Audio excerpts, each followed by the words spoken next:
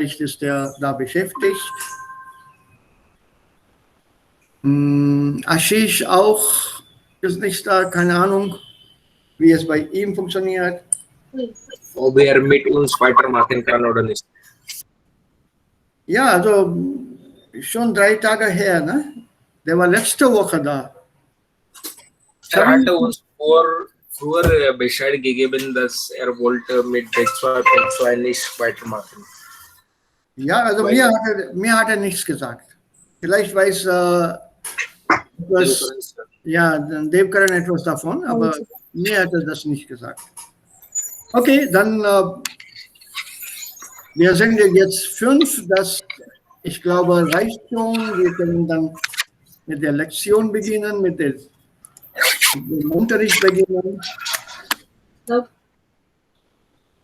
Ja? Ja, Rina? Yes, sir. Wir können weitergehen. Ja, wenn jemand da kommt, Yes, sir. klopft, bitte sagt mir. Ja, Rina, du wolltest was sagen?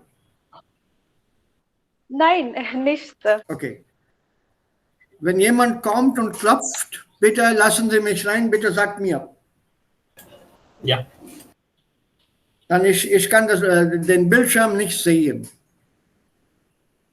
Ja, bei Screensharing, das ist mir gar nicht sichtbar. So, gestern, wir haben über unsere Hauptprobleme hier gesprochen, und zwar diese Grammatik, Negation und Wortstellung im Satz. Das muss man eigentlich üben. Je mehr man übt, desto besser wird man. Und wir haben auch gesehen, das Wort nicht kann man nicht irgendwo in einem Satz stellen. Wenn das am Ende des Satzes steht, das ist dann Satznegation, negiert den ganzen Satz. Wenn es vor einem Adverb oder ein Adjektiv oder ein Partikel oder sowas steht, dann ist es eine Sondernegation. Das bedeutet, der Satz kann weiter geschrieben werden, weiter gesprochen werden. Also nicht heute, sondern morgen. Heute nicht, dann ist es Punkt. Da gibt es keine Ergänzung weiter. Er kommt heute nicht. Also Somendra kommt heute nicht. Punkt. Aber wenn ihr sicher seid, kann man auch sagen, Somendra kommt nicht heute, sondern morgen. Ja, nicht heute, sondern morgen. Da hat man dann diese Ergänzung hier möglich, bei dieser Sondernegation. Kein kommt direkt vor dem Nomen, wenn das Nomen dann negiert wird. Bis dahin haben wir das gelernt. Und nein, natürlich ist das Negativwort. Und wenn wir das schon im Kopf haben, dann lassen wir diese Grammatik weg. Das ist eigentlich ein kleiner Teil der Grammatik. Jetzt hoffe ich, sind wir schon in der Lage, das Wort nicht und nein und Negation besser einsetzen zu können. So, wir sehen uns hier einige Texte an. Vielleicht lernen wir auch ein bisschen neuen Wortschatz. Die erste Frage: Was bedeutet für euch der Begriff Heimat?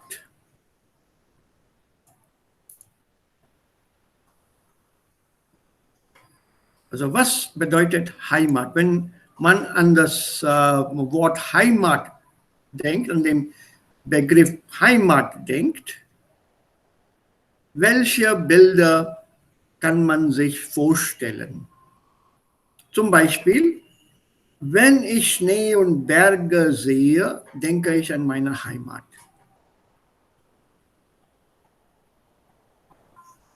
Also die Begründung können wir dann erst später sagen, aber das Wort Heimat als ein Schlüsselwort, was bedeutet das Wort für uns?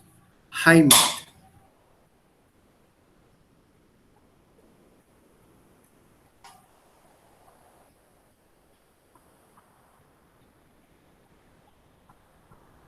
Ja, jeder hat eine eigene Fassung.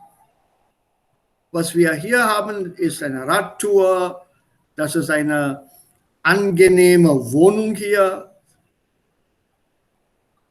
Also diese Person hier schläft auf dem Sofa. Und das ist vielleicht eine Würste. Das sind Gummibärchen. Eine Kuh wahrscheinlich aus Bayern. So sieht es aus.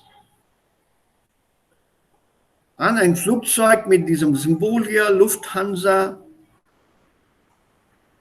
Und hier Brötchen oder Semmel, Musik, das ist ein Saxophon.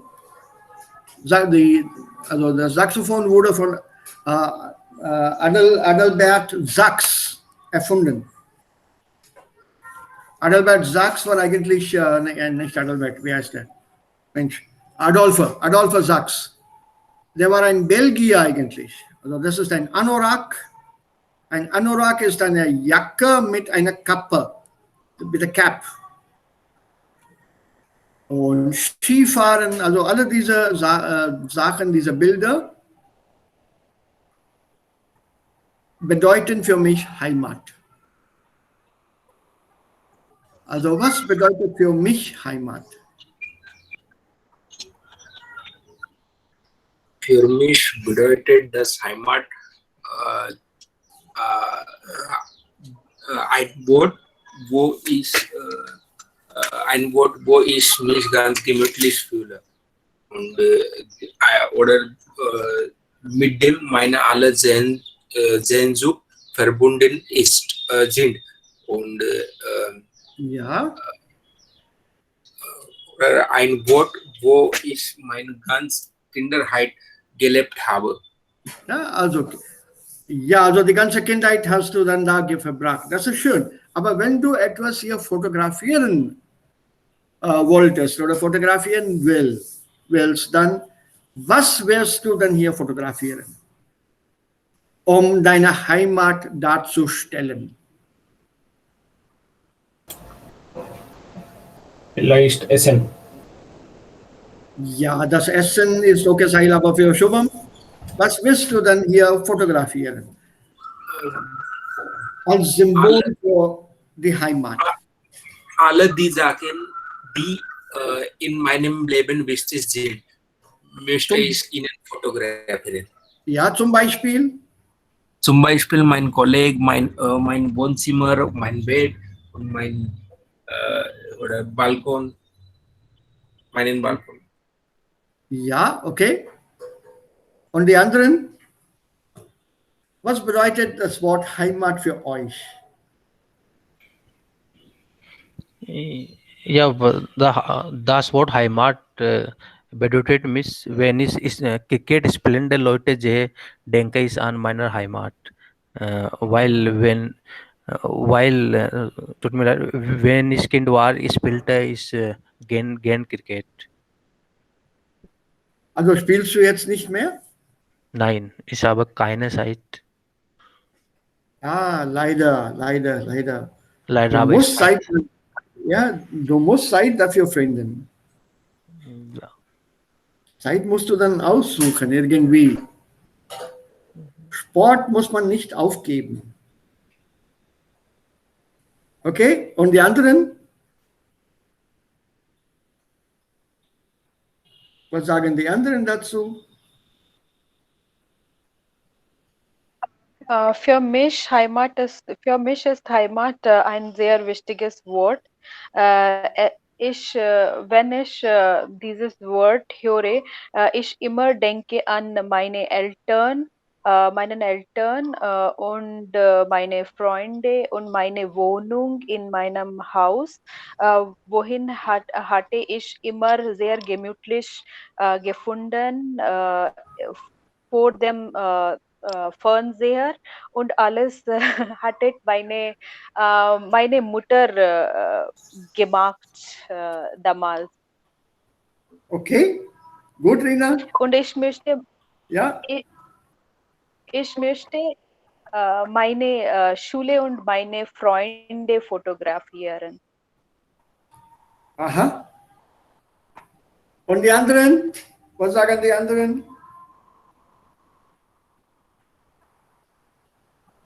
Was ist denn Heimat? Welche Bedeutung hat das Wort Heimat? Und auch wenn ich Kuh sehe, denke ich an meine Heimat. Ja, okay. Ja, die indische Kuh meinst du? Hm? Ja. Ja, was noch?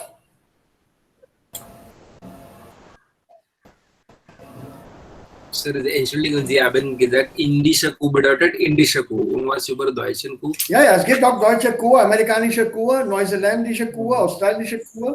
Es gibt Kühe überall, aber die sind verschiedene Arten von Kuhen. Okay, Deswegen habe ich indische Kuh gesagt. There are different breeds, different Okay. breeds. okay, danke. Ja, im Allgemeinen, das ist dann Kuh. Aber welche Kuh, welche Arten von Kuh ist das?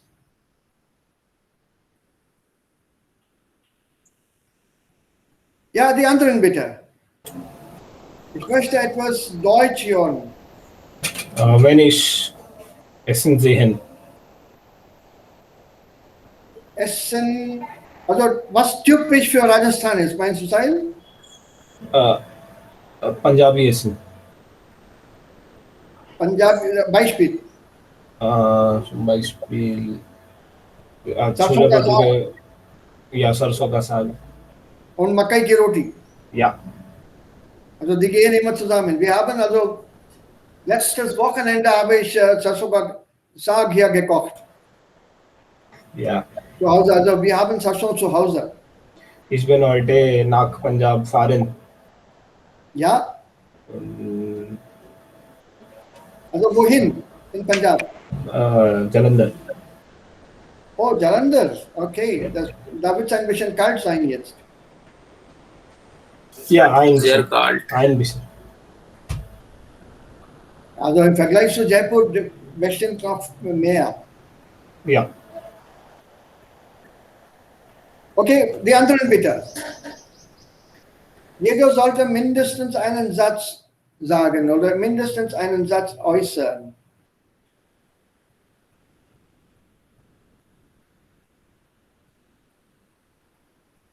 Was ist denn Heimat?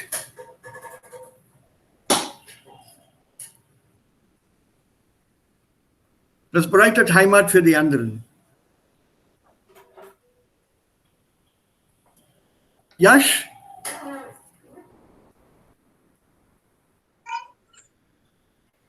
Ja, wenn ich viel Zeit habe, denke ich an meine Heimat, meine Freunde, meine Eltern. Ja, nehmen wir an, wir sind alle in Deutschland oder im Ausland.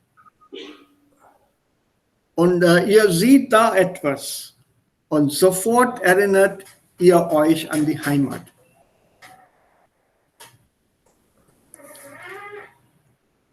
So, welche Sachen verursachen diese Erinnerungen?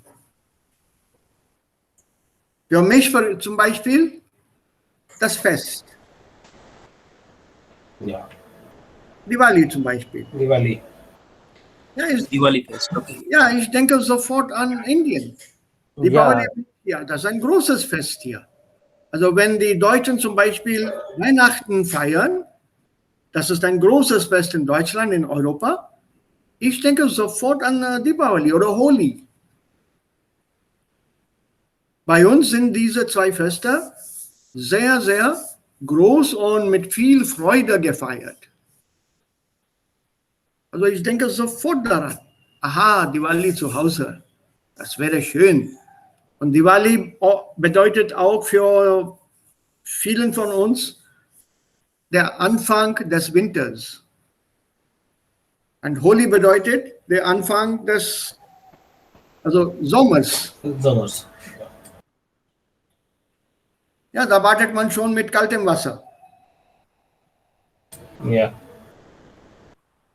Also es gibt verschiedene Bilder, die uns dazu zwingen, an Heimat zu denken. Schnee und Berge, die habe ich auch gern. Und ich denke immer an die Himalayas, da ich da in den Himalayas viel gewandert bin. Und was hier steht zum Beispiel, Lufthansa, das habe ich euch einmal gesagt, was dann Hansa bedeutet. Stimmt? Nein? Yeah, group of merchants. Ja. Also das ist a group of merchants dealing with the airline business. So it's a conglomerate, a group. Deswegen heißt es Lufthansa. Das hat gar nicht mit diesem Symbol zu tun. Das ist kein Hans.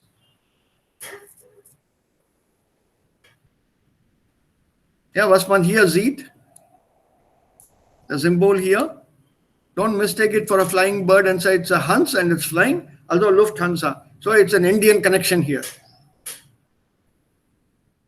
That has nothing to do with that. There are many people who will tell you that they know better than you do. What state these symbols? Luft. Luft. Ah, ja, das ist ein fliegender Vogel. Das ist alles. Das ist kein Hans. Okay. Ein fliegender Vogel ist das. It's a bird that is flying. It's not a Hans. Die Deutschen kennen das Wort Hans gar nicht. So you don't get confused or nervous or misled by people who insist that they know better than you do. You just smile and keep quiet. Ja, das ist dann das Brot oder Brötchen. In Süddeutschland heißt es dann auch Semmel.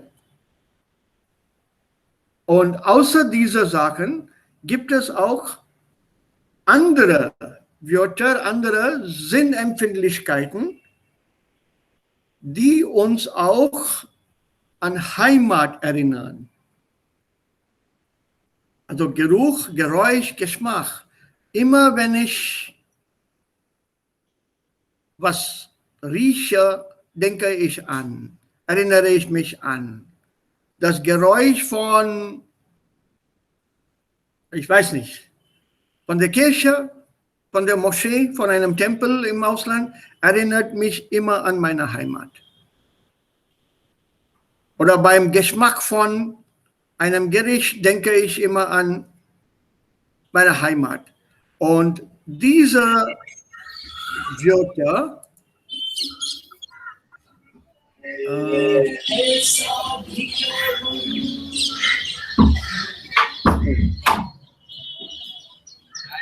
ja, das habe ich hier. Ja, Moment.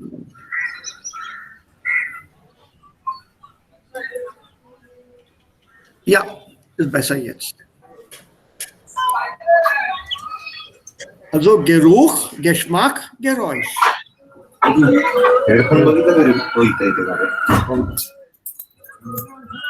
Normalerweise Wörter, die mit dem Präfix G beginnen, also Nomen zum Beispiel, Substantive oder Nomen, wenn die als ein Sammelbegriff da vor uns stehen, also Collective Noun, wenn sie vor uns als Sammelbegriff stehen, also Gepäck, Geschmack, Geruch, Geräusch, when they are in front of us as a collective noun. Geruch hier bedeutet smells, basically. Yeah, so such nouns are supposedly neuter.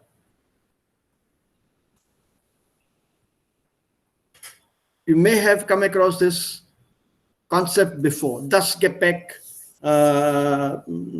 das with G, one more word that you know from your old thing. I can't recall that. I remember writing it down somewhere. I checked all your books and I forgot now. Übrigens, und leider stimmt diese Regel für diese Wörter hier nicht. Geruch ist maskulin. Der Geruch, you have to make a note of this. der Geschmack, ja, der Geschmack, der Geruch. Und what about Geräusch? Would you like to guess here? Das Geräusch. Das ist das Geräusch. So as a normal rule of the thumb, Faustregel, Nomen, die als Kollektiv hier stehen, als Sammelbegriffe stehen, sind normalerweise neutral. Gemüse. Normalerweise. Nicht immer, normalerweise. Aber Geruch und Geschmack sind maskulin. So if you come across that rule somewhere, be careful. Don't apply it over the board as such. Out of these three, Geräusch is noise. Geschmack, taste. Geruch, smell. Und Smell can be entweder positiv oder negativ. Also etwas kann duften, dann heißt es der Duft, Aroma. Oder stinken, dann heißt das Nomen Gestank. Das Stink. So duftet, die Präposition hier, duften nach, stinken nach.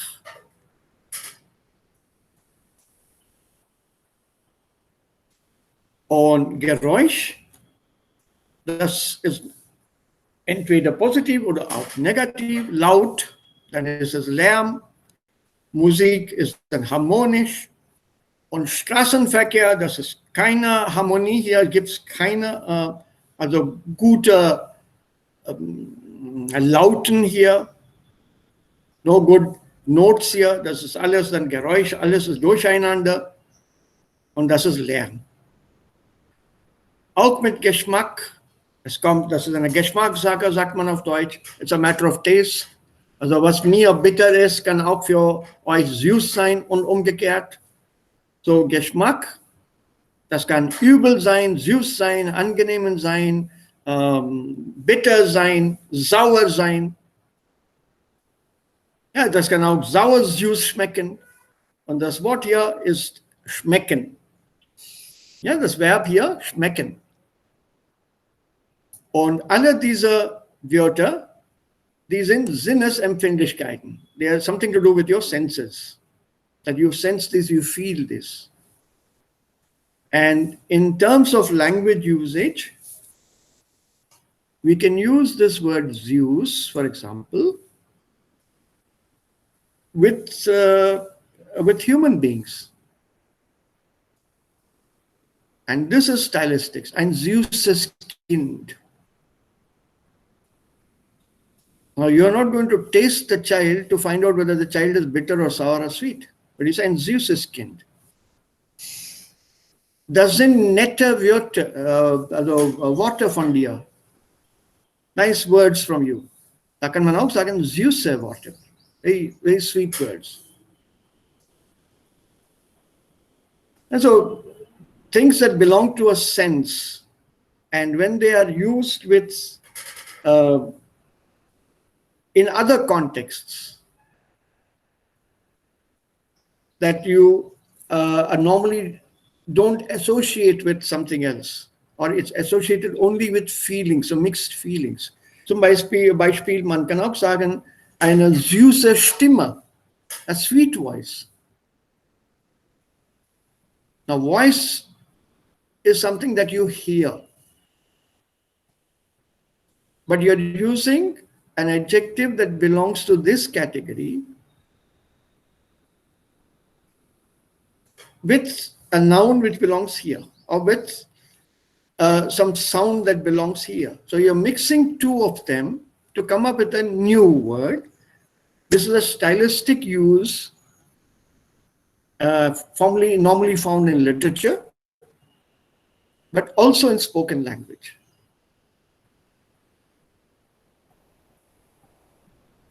So you don't have to just leave it or use it only with Geschmack or only with Geruch. There's also something called a sweet smelling thing. So you feel that it reminds you of a sweet tasting thing, but the smell reminds you of something that tastes sweet. Zum Beispiel ein Kuchen. Bevor man den Kuchen sieht, bekommt man den Geruch. Und man weiß, also, hier in der Nähe gibt es eine Bäckerei. There's a bakery nearby. Because it's a smell that reminds me of the taste of that, and together you have come up with something. So there are certain words that you can interchange and use. Remember, we are talking about Sprachgebrauch. Das ist Beit 2, also wir lernen mehrere Ausdrücke. Wie kann ich mich besser ausdrücken? Übel ist etwas, was ist ganz negativ. Übel bedeutet nicht gut, sehr schlecht. Und hier kann man auch sagen, also in Bezug auf die Gesundheit, mir ist es heute übel. I don't feel well today. I'm feeling a little upset, I'm feeling bad. Oder ich bin übel, right? Nee, ich bin übel. Nee, normally not in that sense. It doesn't sound good. Okay. Because, Können wir sagen, ich fühle mich übel? ja, das ist okay. Meine Laune ist üblich. Das sagt man auch nicht. Schlecht sagt man normalerweise, aber ja, kolloquial Umgangssprache, das geht schon. And Umgangssprache is not something that I would be happy teaching you. Because you have to listen to the language to really understand Umgangssprache. So what we will be doing is standard German, where possible and where common. Then I'll give you the Umgangssprache. Otherwise, I would avoid it. Yeah, because language of the streets, used by the common folk, is something that you have to live in Germany to acquire.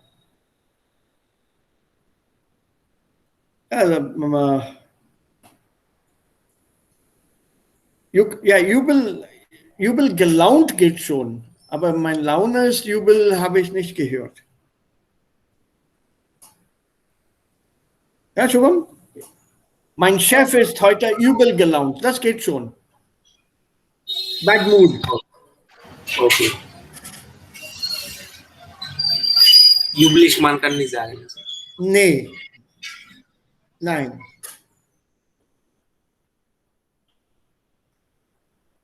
Oder, naja, das ist dann wieder politisch und das will ich auch nicht. Nee, also das Beispiel von Politik, nein. Ja, man spricht auch von ein notwendiges Übel. Das Übel, notwendiges Übel. Was bedeutet denn das? Notwendiges Übel.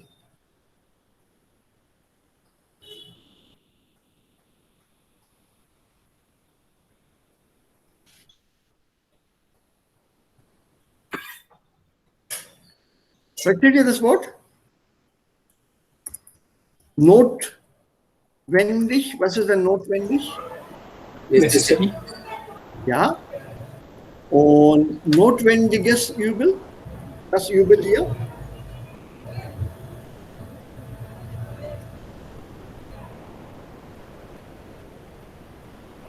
Habt ihr das Wort im Englischen gehört? Das wird sehr oft im Englischen so. Stark Motivation. Nein. Was ist notwendiges Übel?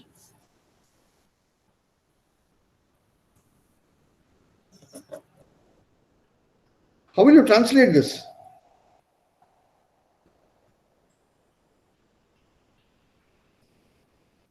Necessary evil. Emergency anger. Can you give me an example?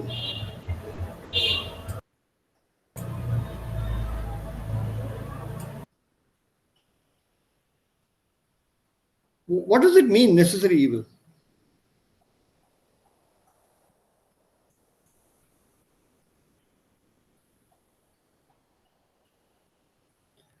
I'll give you a drastic example. Das ihr alle hier Deutschland ist ein notwendiges Übel für euch. Also Zeit investieren, Geld ausgeben, viel Grammatik lernen, jeden Tag früh morgen aufstehen, das alles zusammen nur in der Zukunft bessere Chancen zu haben. Lots of efforts. Ja, das ist ein notwendiges Übel. It's a necessary evil.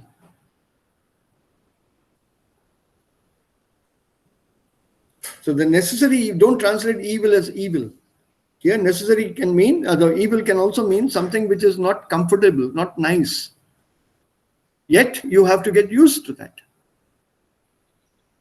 Zum Beispiel viele Mühe geben, etwas zu bekommen, ja, wie ein Ziel. Das habe ich schon erwähnt. Starke Motivation. Nein. और इस पढ़ चुका es ist notwendig Jubel für mich Unterricht zu nehmen. Nein. Ja, also damit ich dann einen besseren Job bekomme oder eine bessere Stelle bekomme oder mehr Geld bekomme. Ja. Ja, so doing something unpleasant, etwas was nicht angenehm ist, das macht man, damit man das Ziel erreichen kann. So you have to do something unpleasant, so in order to achieve a goal or some objective. Or you have to accept something which is unpleasant just to achieve some desired result.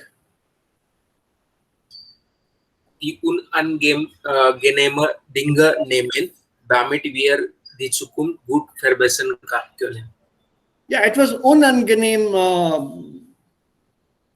machen oder akzeptieren, um das Ziel zu erreichen. Zum Beispiel eine gute Bildung.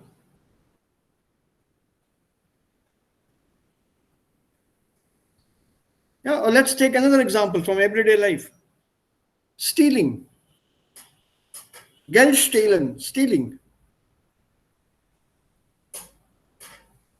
It's a necessary evil. Wieso? Because then you adopt the simple philosophy of life. भाई चोर को भी तो जीना है, चोर भी तो अपना पेट भरेगा, तो चोरी नहीं करेगा तो क्या करेगा, नौकरी है नहीं, तो चोरी कर रहा है, तो ठीक है, चोरी किया तो किया. So when you adopt that attitude and you are calling thieving and stealing as a necessary evil, then you are one small minority of society.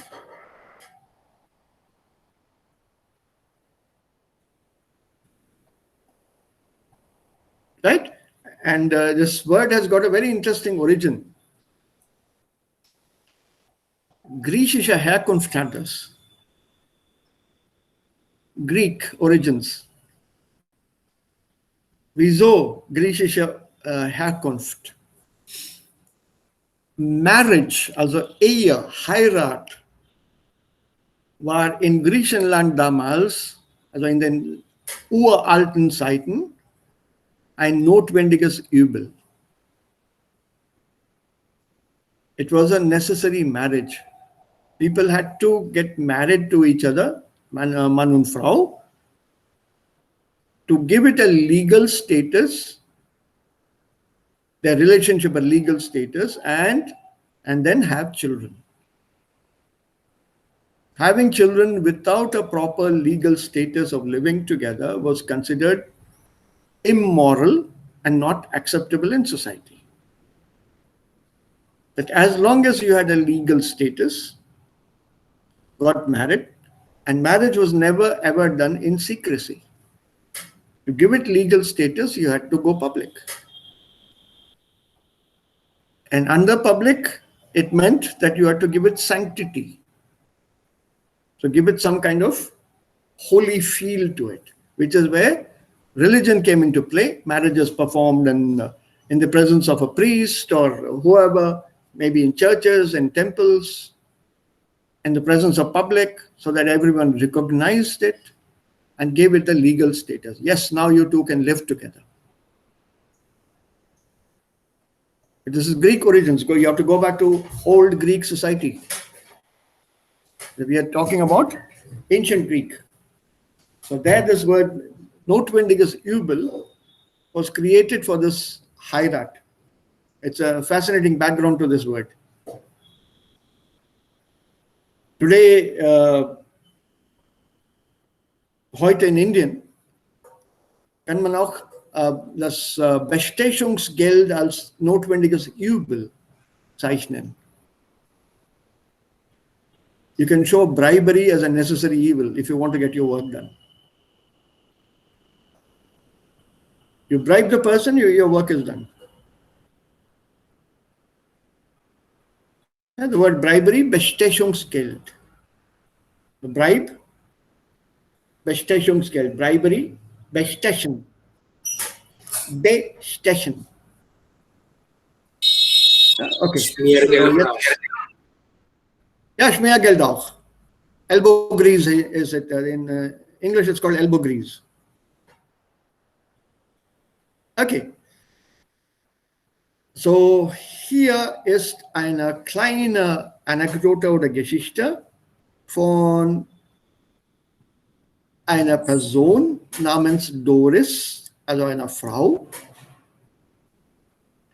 Und sie hat jetzt eine neue Heimat.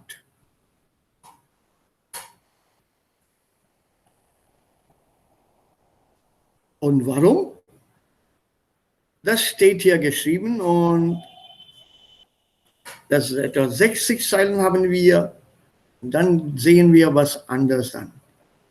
So let's read this once, then we'll go back to the Arbeitsbuch and then come back here. Das müssen wir an einigen Stellen parallel machen. You do that parallel, both these. So, ist mein Bildschirm klar? Sind die Wörter okay oder soll ich dann sie ein bisschen vergrößern lassen? The Bildschirm ist klar. Ist okay jetzt? Klar. Yes. Ja. Okay. Also wer nimmt, oder wer möchte beginnen? Ich versuche. Ja, bitte. Mein Glück in der neuen Heimat. Kann ich es wirklich riskieren, die Wohnung aufgeben, den Freund des Kreises verlassen und in einem anderen Land komplett von vorn angefangen? Ich habe es gewagt. Ich bin vor einigen Jahren aus beruflichen Gründen relativ spontan nach Neuseeland gezogen. Ja, noch weiter. Bis zum Ja. 10. Satz. Okay. Zeile 10, ja? Ja. Fernweh hatte ich eigentlich nie und ich bin nach kein besonders abenteuerlicher Typ. Doch dann passierte Folgendes. Ich verlor plötzlich meinen Job. Nach endlos vielen erfolglosen Bewerbungen war ich frustriert. Ja, hier, stopp. Dann kann ein anderer dann weiternehmen. Also, die sind die Gedanken einer Frau. Kann ich es wirklich riskieren? Also riskieren, auf ein Risiko eingehen. Das ist das Nomen. Auf ein Risiko eingehen. To take a chance. That is a noun form. Please keep this in mind because we will be doing this transformation sentences from the verbal Stil to the nominal Stil as part of our vocabulary building. So remember these alternatives. Riskieren als Verb kann man auch als Nomen benutzen. Kann ich wirklich auf dieses Risiko eingehen? Can I really take this risk? Can I risk it as a verb? So die Wohnung aufgeben, den Freundeskreis verlassen und in einem anderen Land komplett von vorne anfangen. Von vorne anfangen, not vom Beginn beginnen, von Anfang anfangen. Nein, von vorn anfangen, sagt man. Start right at the beginning. So to give Können Sie bitte nochmal erklären, vorne anfangen? Ist ja, das Verb? ich komme allmählich dazu. Die Wohnung aufgeben, to give up. It's not necessarily the Wohnung, it can also be, leider musste ich mit meinem Deutschlernen aufgeben. To give up. छोड़ देना. Ja, aufgeben. Den Freundeskreis verlassen. Der Kreis, circle, Freundeskreis, my friend's circle. Verlassen, to leave. Und in einem anderen Land komplett von vorne anfangen. And in another country, start right from the beginning, right from the start, or literally, so in a completely begin or have a new beginning. When you say new beginning, it has to be from zero. It can't be from the middle. And that phrase here in Deutschen, this is von vorne anfangen. Right in the front, begin from the front and not begin from the back. So begin from the front bedeutet also von null, starting from a scratch. Komplett von vorne anfangen. Are you familiar with the English phrase? To begin with a scratch or start from a scratch? That means to begin from zero. So können wir auch sagen, ich möchte meine Arbeit vorne anfangen. Von vorne anfangen. Von vorne anfangen. Yeah, it won't be möchte, it will probably be musste. Nobody would like, you have to start. If you would like to, then you would always start from zero. So there, actually it is superfluous. It is not necessary. If I'm offering you a new job, which you are not familiar with and you have never done that before, da musst du von vorne anfangen. So there's no question of möchte. But if you are working on some project or some aspect of the job that has been given to you und du hast es nicht richtig gemacht, dann musst du von vorne anfangen. Then you have to go back to the beginning. फिर से. Ja, es ist klar. Ja? So ich habe es gewagt. Ich habe es gewagt. Wagen. To dare. I have dared to do it. Ja, मैंने हिम्मत बांधी इस पे. Ich habe es gewagt. Ich bin vor einigen Jahren aus beruflichen Gründen relativ spontan nach Neuseeland gezogen. Here is your take-home Mundu.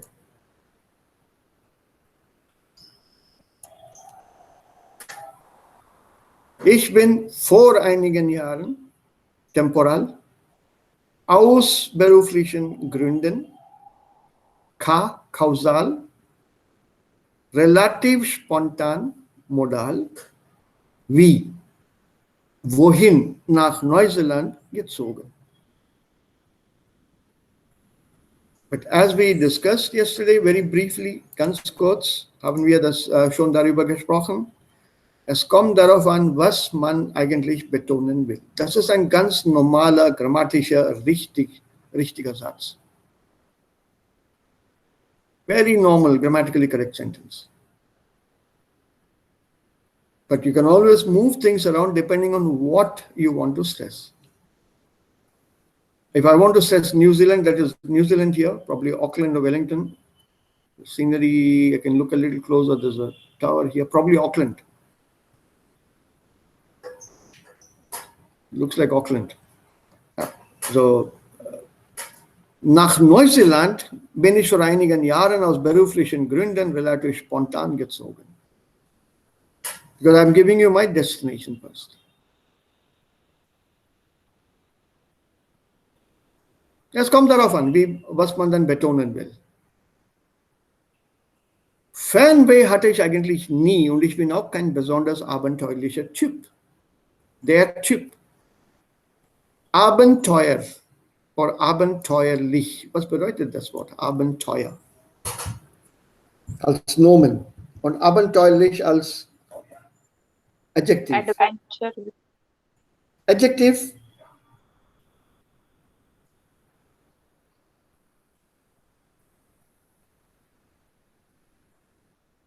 Yeah. The word Abenteuer is normally used in German in plural. It's singular. The usage is not very common, but it's neuter. Das Abenteuer. It's normally used as adventures in German. Abenteuerlich, adventurous. Sir, was better Fahrenway? I'm coming there. Ein Moment. Ich bin Fan von Fernweh momentan. I'm at the end of the sentence. I'm coming there. Es gibt zwei Arten von Weh. Oder eigentlich viele Arten. Man kann auch Zahnweh, Bauchweh, Heimweh und Fernweh und andere Formen von Wehen haben. Zahnweh verstehen wir. Bauchweh verstehen wir auch. Heimweh. Homesickness. Homesickness und Fernweh. Ist auch Homesickness. Nein. Gegenteil von Heimweh. Gut, Rina, das ist richtig, aber dann musst du das ein bisschen weiter erklären. Das Zum ist ein Beispiel, Gegenteil, das ist richtig. äh, Ha. für ein paar Tagen ich bin irgendwo gegangen und jetzt fühle ich mich, dass ich sollte dort mehr gelebt soll. Ich vermisse diesen Platz jetzt. Aha. Das ist nicht nur einmal. Fernweh bedeutet, man will immer wandern. Das ist eine Wanderlust. Okay. It's a desire to travel. A desire to be away from home. That is Fernweh. That desire, very strong desire to be home, that is Heimweh. And the desire not to be home is Fernweh. That you want to be somewhere else. And the word that is given for this is very, very amusing.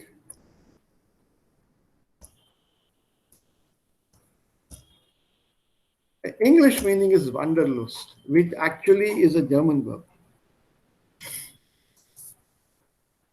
There's a word in German, Wanderlust. And the English uses this word to give the meaning of Fernweh. This is the Wanderlust, their way. Yeah. Because there is simply no other word for Fernweh in English. This is one of those 10 words or 15, or I think there are more than that actually. There are quite a few.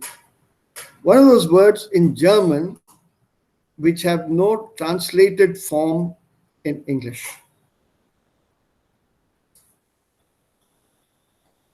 There is no English word for this.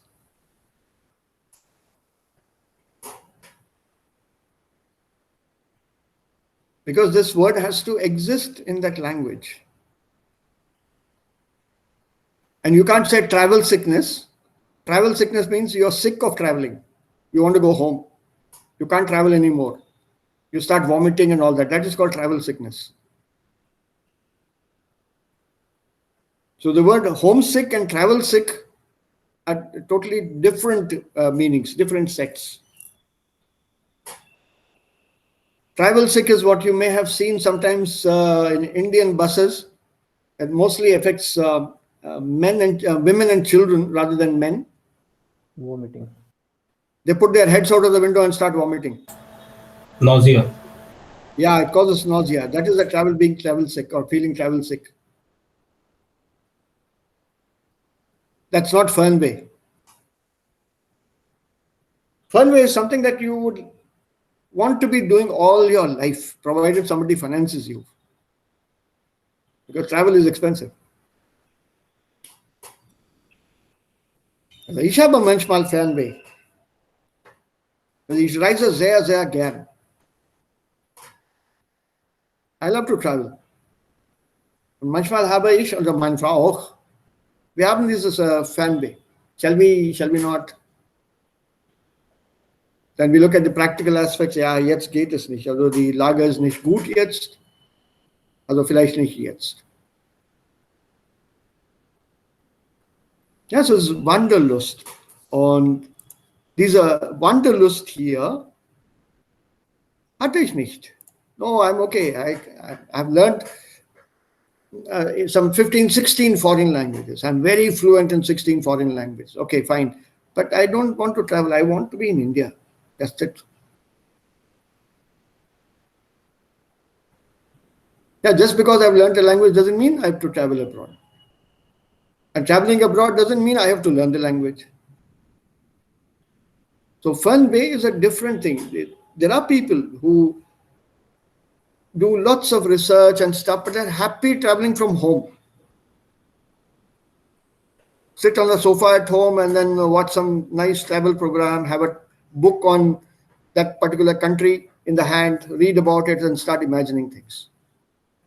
But the ones who really have fernweh, the TV program and the book, das ist nicht genug.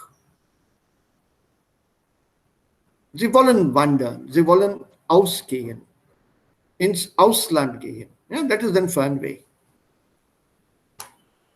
So, Doris hier, diese Frau sagt, das hatte sie nicht. Und sie ist auch kein besonders abenteuerlicher Typ. She's not a specially adventurous type also. Doch dann passierte Folgendes. Adjective has become a noun.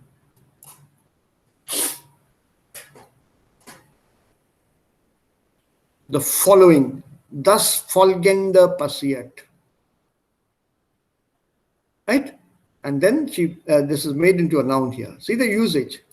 Lots of things have been used in the book without a proper grammatical explanation. So be careful, and if I miss out explaining things to you, like Shishupal just pointed out, please point it out to me. Ich verlor plötzlich meinen Job. Nach endlos vielen erfolglosen Bewerbungen war ich frustriert. That happens to many of us. Endlos vielen erfolglosen Bewerbungen. Endless many unsuccessful applications. I was frustrated. Also wer liest weiter jetzt?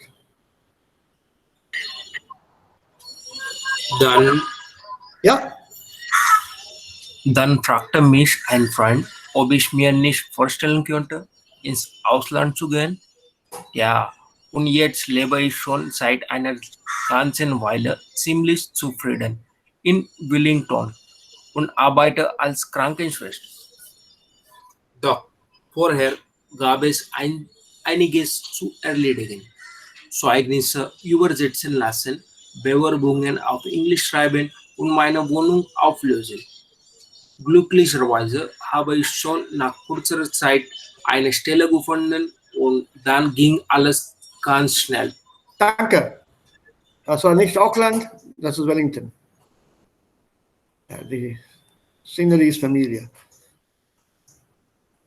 I haven't been there. I'm planning to.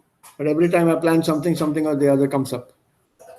Last 2 years, I've been targeting New Zealand. Ich möchte mit dem Auto fahren. Also das ganze Land, north to south by road. I'm hoping to do it someday. But it's not the season now. There's winter in New Zealand now. It's in the southern hemisphere. So when we have summer in the northern hemisphere, above the equator, they have winter below the equator. So it's winter there, not a good time to travel. So jetzt. Dann fragt mich einen Freund, ob ich mir nicht vorstellen könnte.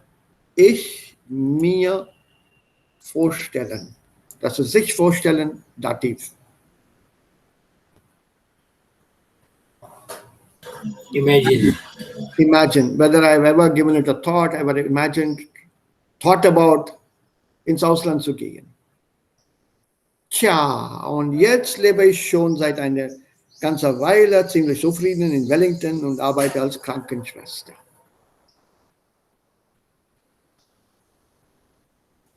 But natürlich, bevor man ins Ausland geht und you give up everything at home and you move to another country, you've given up what you have with you and you are now settled in another country. What do you call such a person?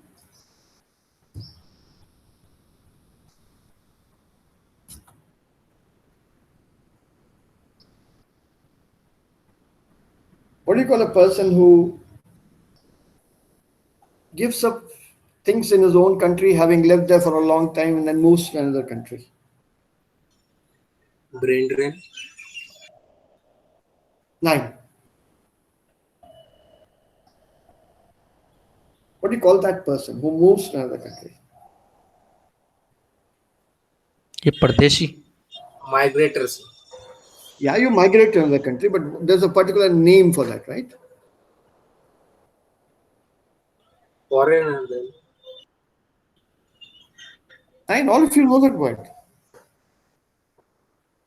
After living here, let's say in India for a long time, having studied here, born here, studied here, you do everything, but you didn't get a good job, then you see a job abroad and you go there and you settle down there in that country.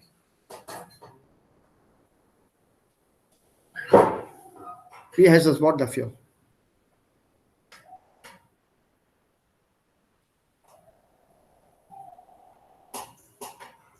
Keiner?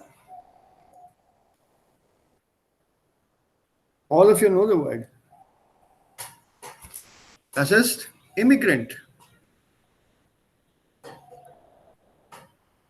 An immigrant is a person who gives up the job or whatever at home, then goes to another country and settles down. Also ein Einwanderer oder ein Zuwanderer, beides sind Synonyme hier. Einwanderer oder Zuwanderer? Gastarbeiter auch, ne, sir? Immigrant. Nein, ein Immigrant ist kein Gastarbeiter. Der hat jetzt, also der war hier und der wohnt dort jetzt. Der hat dann dieses Erlaubnis bekommen und er wohnt dort und arbeitet dort und lebt dort. Macht alles dort. Der ist kein Gastarbeiter. Er ist ein Einwanderer. He settles down there. Once you settle down, you're no longer a Gastarbeiter. There are people who get a blue card for Germany or Europe. Germany has this blue card system. I don't know whether you're familiar with that blue card system. Minimum 3,000 euros a month is one of the conditions there. And then you can apply for a blue card. Actually, your employer applies for you on your behalf. And the blue card is like not like, it's something similar to the American green card. It allows you to settle down and live in Germany. That is PR, right? There are different names. Similar to Canada. Yeah, there are different names for it. Each country has got its own nomenclature. Own website. It allows you to live there and settle down and work there. But you don't become a citizen. No, sir. Citizenship you can apply after 8 years. It depends again on the country. It's between 5 and Germany. 5 and above. Yeah, Germany, it's after 8 years. It's 5 and above. It's 7 years. In many countries, it's 7. And by einigen Ländern ist es schon 5. Mm-hmm. And in a few other countries, you can apply for citizenship immediately, provided you have a couple of $1 million. To invest, right? Yeah, that is called your golden thing. Mm-hmm. Britain has that system also. They also have a golden visa. If you want your visa delivered to your home within 24 hours, you have to pay them something like £10,000. So visa is delivered in 24 hours. It comes to your home. You don't have to go anywhere. So some countries offer that. If you have something like, I think Bermuda and a couple of other places, it's a couple of $1 million, naturally. If you have that much, you can buy the citizenship there. Yes. Yeah, so each country has got its own rules. So you don't become a Bürger, you're only a Einwanderer. Es gibt auch ein anderes Wort, Auswanderer. What does that mean?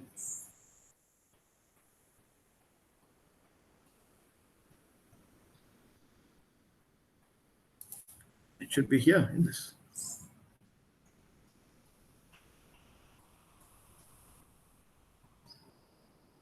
Beispiel hier, diese Definition ist hier.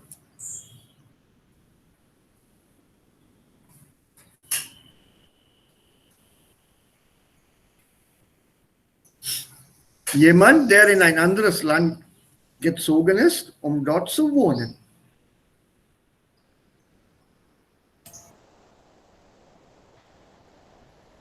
Und jemand, der sein Land verlässt, um dort nicht mehr zu wohnen.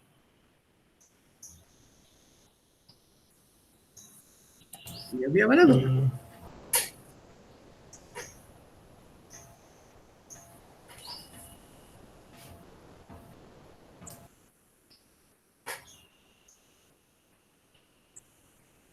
Both the definitions are here.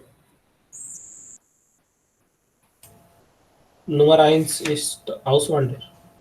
Nummer 2 ist Auswanderer, Nummer 1 ist Einwanderer.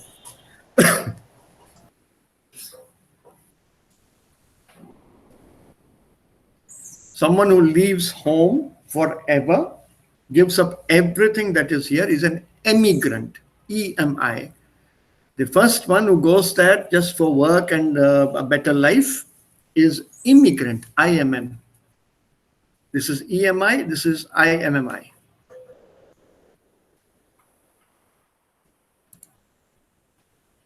So Einwanderer, Auswanderer. Nummer 1 ist Einwanderer, Nummer 2 ist Auswanderer. Also diese Wörter müssen wir dann hier herausfinden. Aber das machen wir dann später. So, back here. Also sie arbeitet jetzt als Krankenschwester in Neuseeland. Okay. Und es gab auch vieles zu erledigen am Anfang. Und was war das? Zuerst, Moment. Ja, zuerst musste sie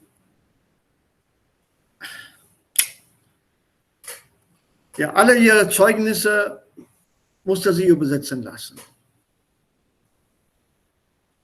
Bewerbungen auf Englisch schreiben und ihre Wohnung auflösen. Was ist auflösen? Eine Wohnung auflösen?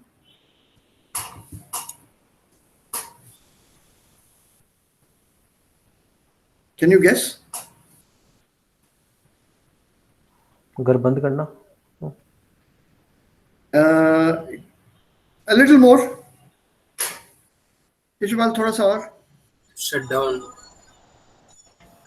Shut down only by locking? Sell and leave. Yeah, to completely dispose of the apartment.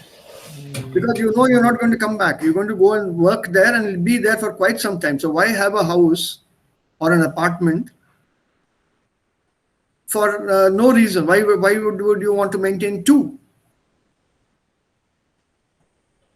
So she had to dispose of an apartment, get all the certificates translated. They were Deutsch. Also Deutsch und Englisch übersetzen lassen, get them translated. Und alle Bewerbungen sollte sie auf Englisch schreiben. Because you can't write an application in German to New Zealand. Und glücklicherweise, sagt sie, nach kurzer Zeit hat sie eine Stelle gefunden. Und dann ging alles ganz schnell. Ja, okay, jetzt weiter. Who would like to take this up? Then you will have an idea of how it works between Germany and India, or what is common, what is not common. Yeah. Kann ich bitte? Ja, bitte, weiter. Als ich meinem Nachmieter dann die Schlüssel übergeben hatte und im Januar 2006 ziemlich nervös im Flugzeug saß, fragte ich mich natürlich, ob das die richtige Entscheidung war. Aber ich muss sagen, ich habe es nicht bereut. Ich habe die Erfahrung gemacht, dass es wirklich Zeit braucht, bis man sich in einem fremden Land eingelebt hat und dass man sich diese Zeit auch geben muss. Es ist ein gutes Gefühl, noch einmal ganz von vorne anzufangen und es wirklich allein zu schaffen. So eine Auslandserfahrung erweitert einfach den eigenen Horizont. Ja, danke. Also, das ist auch interessant. Sie hat dann einen Nachmieter bekommen. Nachmieter tells you that she was actually a tenant herself where she lived, what she called home. She was a tenant there. And this is again interesting from the point of view of European and German culture. And you have to be there to really understand this. This is the next tenant or a new tenant. Many people in Europe and Germany do not have their own homes. Surprising, but that's how it is. The homes that they own or have, they're all under mortgage with a bank or some financial institution, because land prices, real estate is very expensive. So they rent a house, or if they buy a house, they have to mortgage everything to some financial institution. And in fact, for the rest of their life, most of them, at least the ones that I know, are still paying the installments of that loan they took for that house, which they call their own now. They're still paying the mortgage on that. And that's very surprising. Because my wife she still has relatives in the UK, in London. They had a beautiful house in London, beautiful house. Huge big garden, massive fruit trees, apples and peaches and oranges and all those exotic fruit that we pay a fortune here to buy. They were growing in their garden. And lovely house. And they're settled down in England. In fact, her cousin also was married to a Britisher. Fine. It's only later I came to know that that house was mortgaged. It came as a kind of a surprise to me. I thought that this is actually her family, own family, her father's elder brother, real brother, father's elder brother. My wife's, also my father-in-law's elder brother.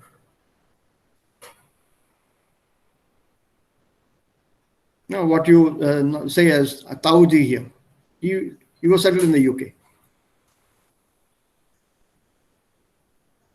I thought he had bought the house. Aber nein, it was mortgaged. So when he was working, he was paying the mortgage, and after that, his son, that is my wife's cousin, elder brother, he was paying the mortgage. So it was not their own house. And they've been there for almost as far back as I can remember. Now I think it's close to 45, 50 years now. Und er still paying a mortgage. So als ich meinem Nachmieter dann die Schlüssel übergeben to handover, und im Januar 2006 ziemlich nervös im Flugzeug saß, then you start having second thoughts.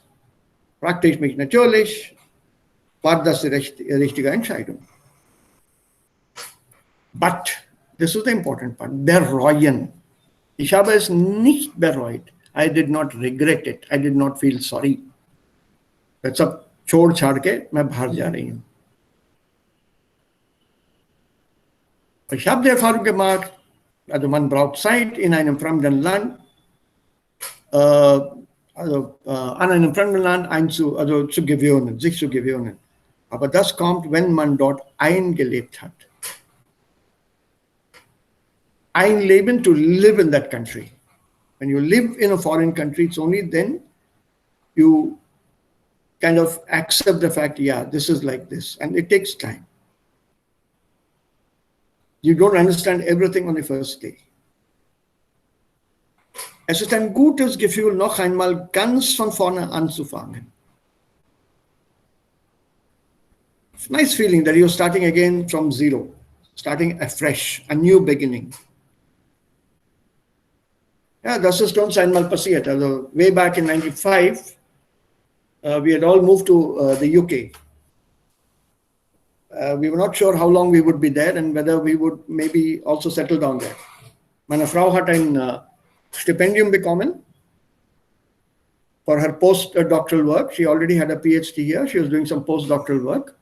So on that scholarship, we all went there. Also meine Frau, ich und dann unsere Tochter, the three of us. And it takes time to get used to that. My daughter did not like the weather.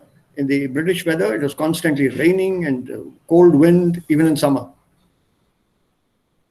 And she kept telling me, I want to go home, I want to go home. She didn't like the weather over there. And now that she's grown up, she's in Canada, she doesn't want to come home because she's used to the weather there and she says it's beautiful. I can't stand this heat here at home. So we don't say anything. Ja, dass man braucht Zeit, daran zu gewöhnen. Es ist ein gutes Gefühl, dass man alles allein schafft. That everything is done alone. Horizont, man kann sich den Horizont erweitern. You can expand the horizon. What does it mean, expand the horizon? Viele Reisen machen. Ja, schon mal? Viele Reisen. Nein, viel Erfahrung machen, viel Neues lernen. Man erweitert den eigenen Horizont, bedeutet, man lernt sehr viel. You expand your horizon. Also nicht nur ganz eng sehen und denken, because that's where you were living very comfortably in your own home, in your own country. Now, another country means eine neue Perspektive. Man lernt viel, viel Neues. Viel Neues lernt man. Zum Beispiel, ja, weiter, wer macht das weiter, bitte? Come, let's move. Man lernt, ja, hier sollten wir beginnen.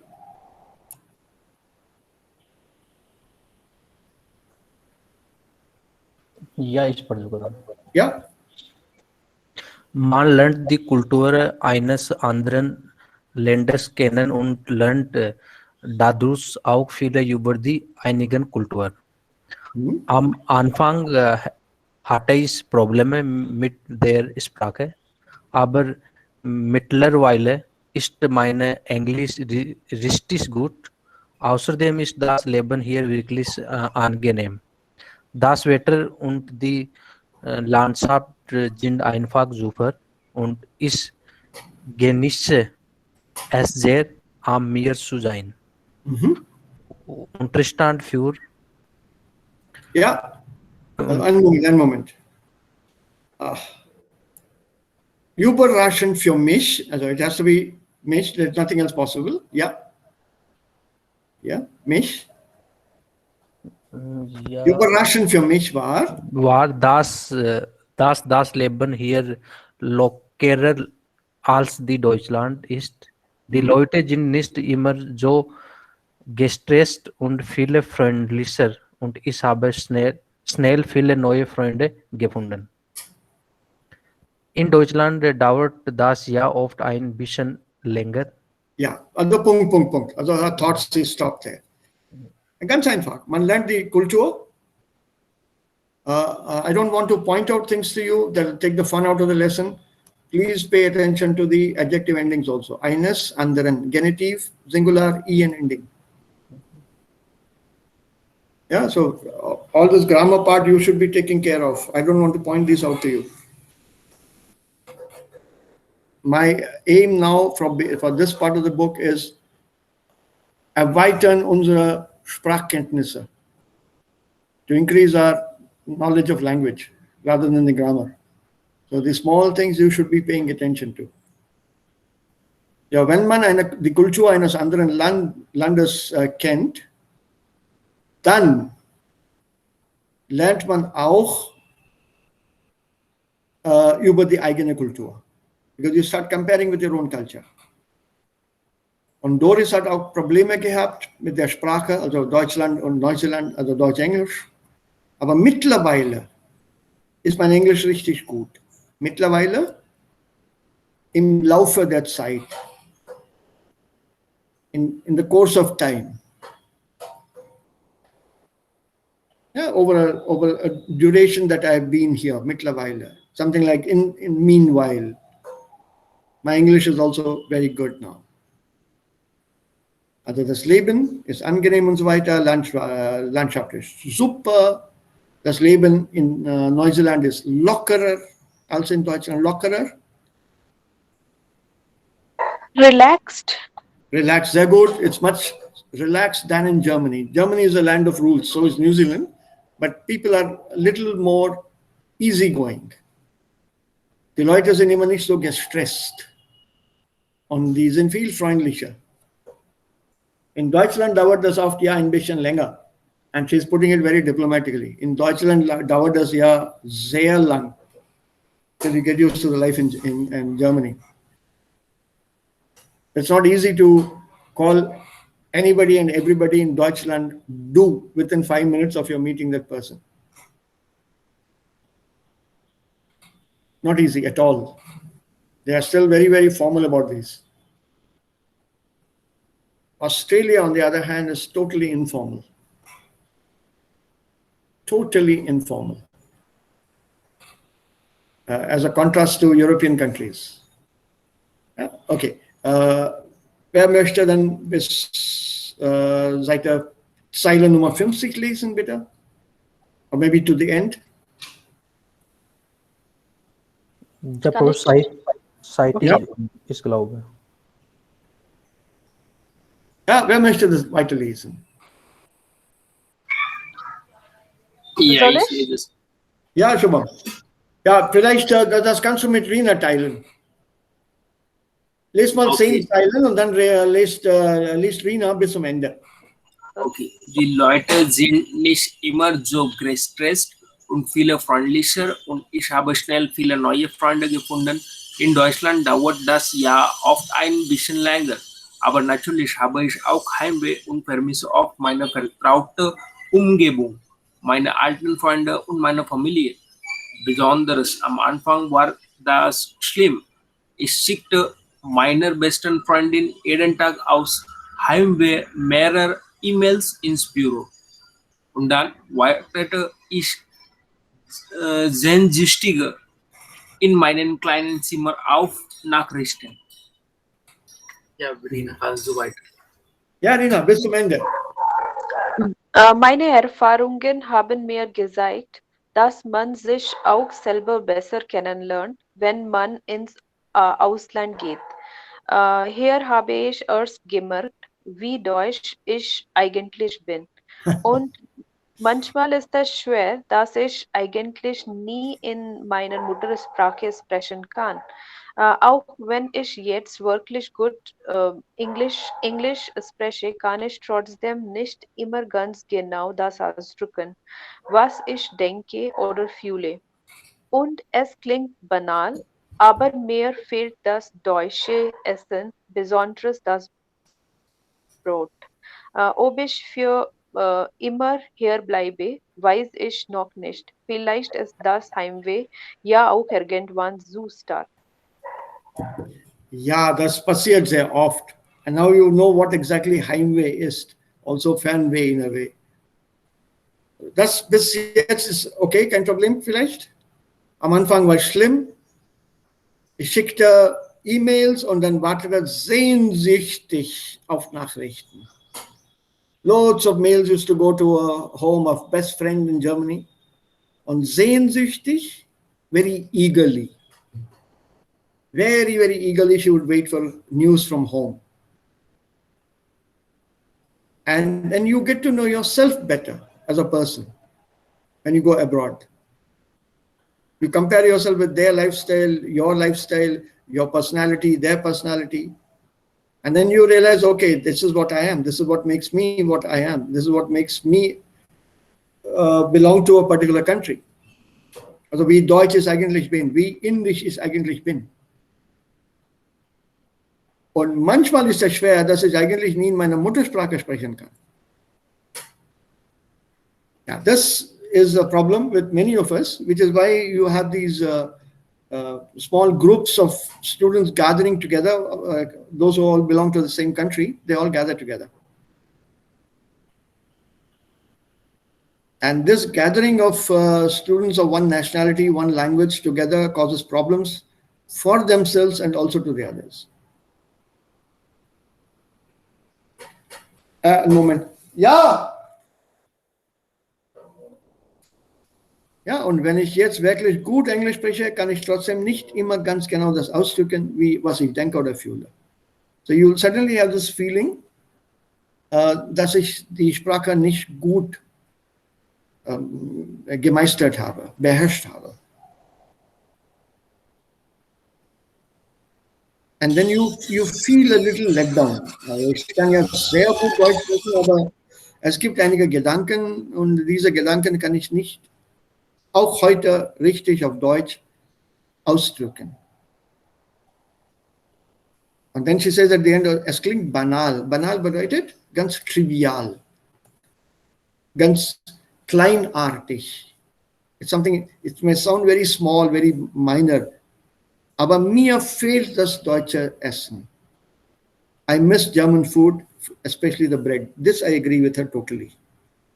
Once you have tasted German bread, you would not like to eat bread anywhere else in the world.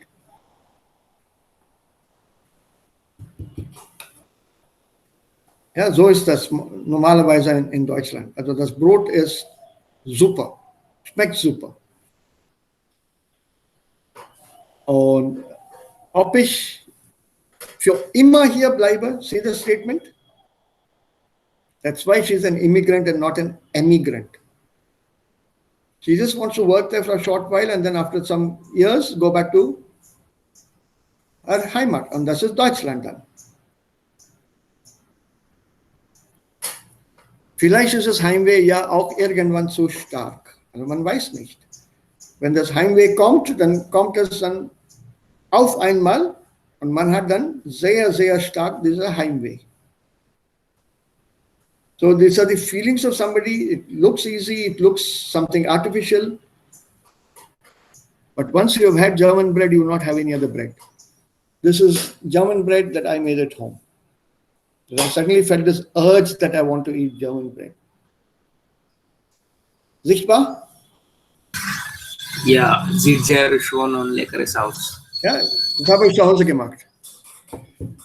Und glücklicherweise, der Geschmack war auch ähnlich, aber nicht ganz gleich. And that is the situation here. On a trivial side, again, banaler Seite, when I was in Germany, I saw an Indian couple trying to find their way around in Germany. And this was, I think, in Bamberg or Nuremberg, I don't remember. And they were having problems communicating. Das war die waren Touristen. Und ich war auch Tourist, aber ich war auch aus beruflichen Gründen da. So they saw me, and from far away we are visible. Mit der braunen Haut und so weiter. Also man weiß ja, der ist ein Asiat. Also der kommt aus Asien, also hier haben wir vielleicht einen Inder oder einen Pakistani oder sowas. Die kommen laufend zu mir. They literally ran, Frau und Mann. And almost from 10, 15 yards away, that man he pointed to me and says, India, India, India, India, India. So I said, yeah. So they came up to me. First thing he said is, sir आप हिंदी जानते हैं? भैया बहुत दिन हो गए हिंदी बोल के, मुझे हिंदी में बात करनी थी.